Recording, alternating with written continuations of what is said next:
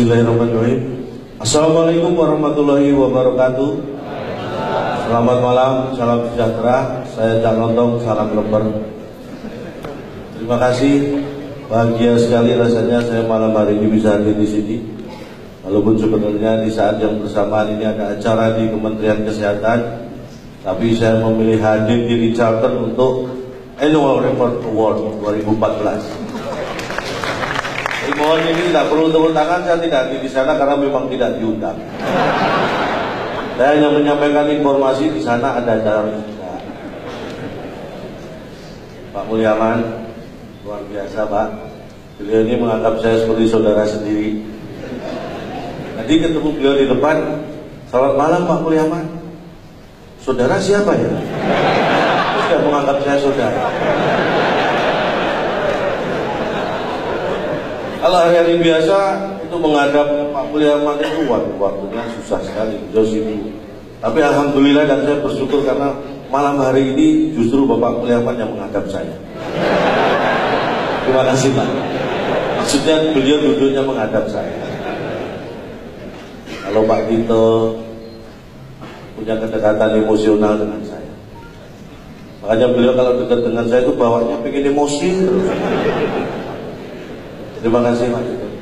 Ini hanya bercanda karena sebenarnya saya ini stres.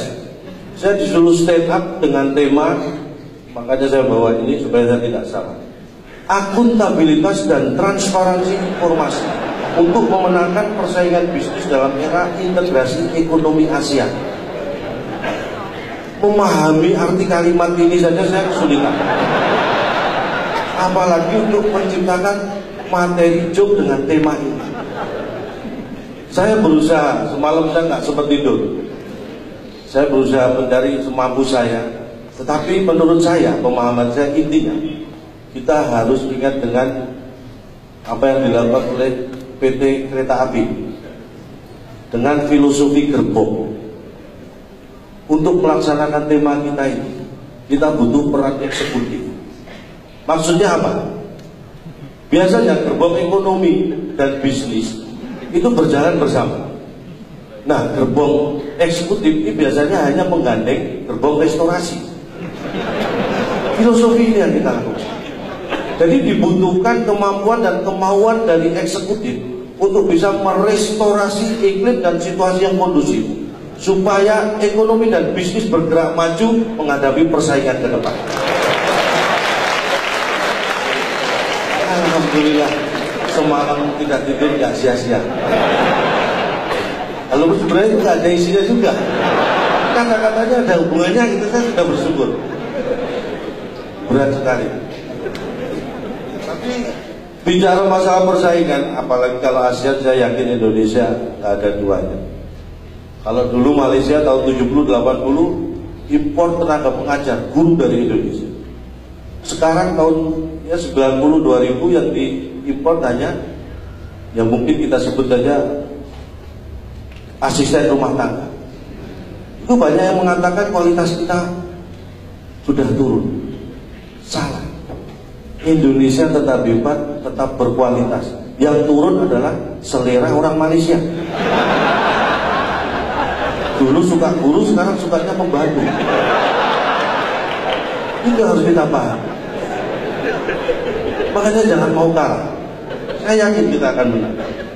Dan saya menganggap penting sekali ya, namanya annual report. Mohon maaf, artinya apa sih Pak? Saya dengar katanya laporan keuangan tahunan atau apapun. Saya menganggap itu penting sekali. Walaupun tidak semua laporan itu sebenarnya penting. Ada laporan yang tidak penting tapi selalu dilakukan, hanya formalitas. Laporan komandan upacara kepada inspektur upacara. Itu tidak penting sama sekali. Semua juga sudah tahu kalau kumpul di lapangan semua siap mau upacara. Tapi laporan itu tetap dilakukan. Saking tidak pentingnya, ada yang beranggapan bahwa report itu nggak penting. Sampai mungkin Presiden kita keempat, Republik Indonesia keempat, selalu mengatakan gitu aja kok report. Saking nggak pentingnya report.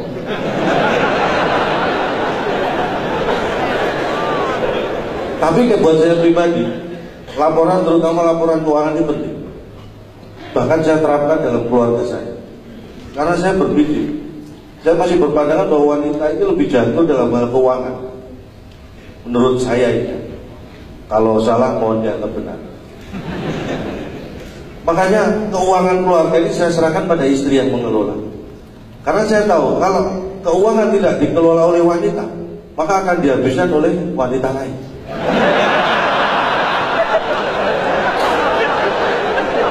Makanya saya anggap penting. Itulah penting. Dan tepuk tangan buat wanita-wanita Indonesia. Karena itu, ini himbauan saya kepada kaum laki-laki, terutama pada diri saya sendiri. Karena prinsipnya, kaum pria itu kalau sering keluar malam, itu semakin banyak menghabiskan uang. Nah, wanita semakin sering keluar malam, itu semakin berpeluang menghasilkan uang. Ini khususnya wanita yang sudah go publik ya. Saya nggak tahu apakah ini tercatat di Bursa Efek, Pak. Tapi itulah pentingnya. Makanya saya kemana-mana selalu saya simpan foto istri saya di dompet. Setiap ada masalah pekerjaan saya buka dompet, nggak istri, wah masalah terasa ringan. Karena masalah terberat ya itu foto itu.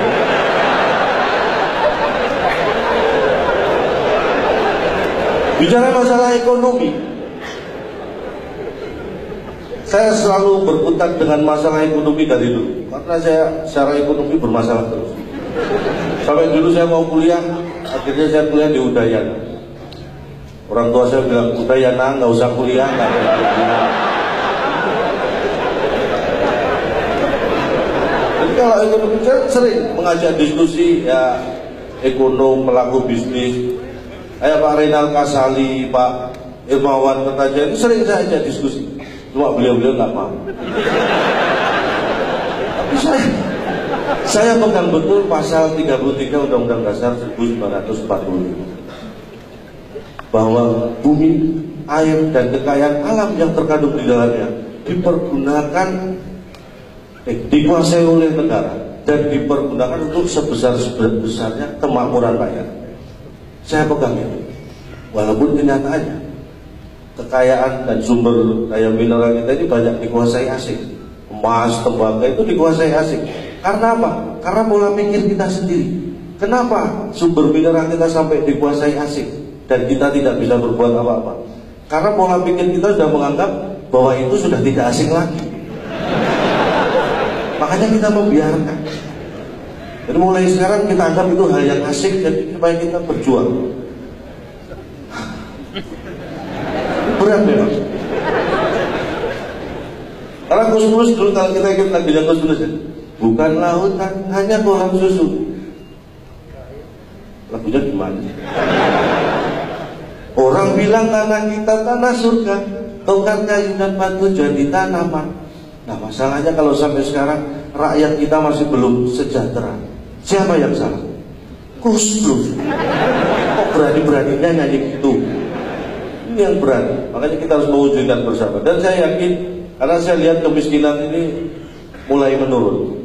Saya survei sendiri di lingkungan saya. Kemiskinan menurun. Dari dulu kakeknya miskin, bapaknya, sekarang anaknya, cucunya turun.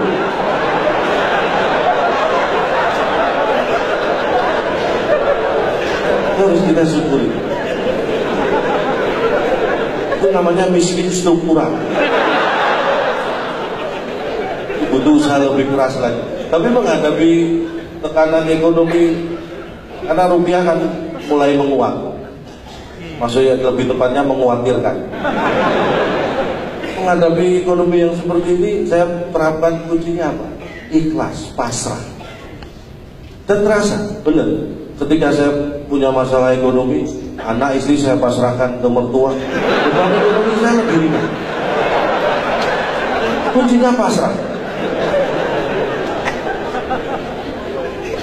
Dan saya ingin menyampaikan, mungkin waktu saya sangat terbatas. Saya harap apa yang saya sampaikan ini kurang. Kalau kurang kan pengen nambah. Kalau pengen nambah dan cara seperti ini saya diundang lagi. Tapi dengan catatan tolong temanya jangan berat-berat Pak. Kita ingin kondisi kita aman supaya ekonomi kita bisa berjalan berkembang dengan baik, mencapai target pertumbuhan ekonomi yang diharapkan. Tapi kadang-kadang kalau saya melihat, kadang-kadang anak kecil itu bakatnya kelihatan mulai kecil. Saya lihat amati tetangga saya, anaknya yang pertama suka nyatet, pemasukan itu dicatat, wah ini gedenya pasti jadi akuntan. Yang nomor 2 itu sukanya perang-perangan, wah pasti jadi tentara. Kalau yang ketiga ini kayaknya jadi polisi, minta uang jajan.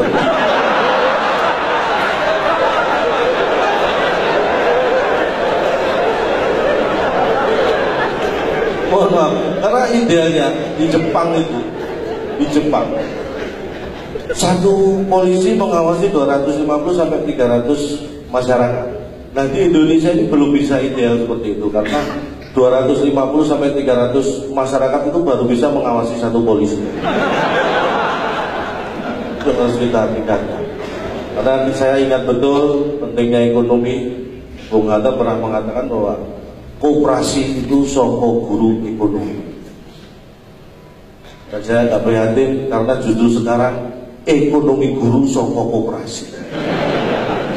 Ini yang harus kita rubah, terutama koperasi simpan pinjam. Pak ketawanya kenceng banget Pak. Saya ada kasbon berapa Pak?